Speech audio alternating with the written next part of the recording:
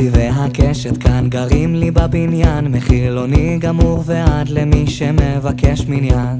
אחד אוהב את מה שיש, הוא לא רוצה שינוי, והשני לא מרוצה והוא רוצה פינוי בינוי. בקומה העליונה גרים הטייסים, אני שאלתי לשלומם כי הם נראו לי עייפים. הם ענו ברוך השם אנחנו חזקים, אבל חשוב גם להגיד תודה רבה לטכנאים.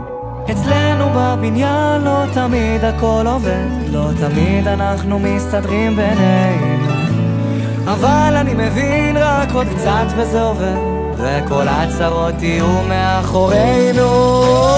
החיים יפים יא בן אדם, חייך אל העולם, רק תהיה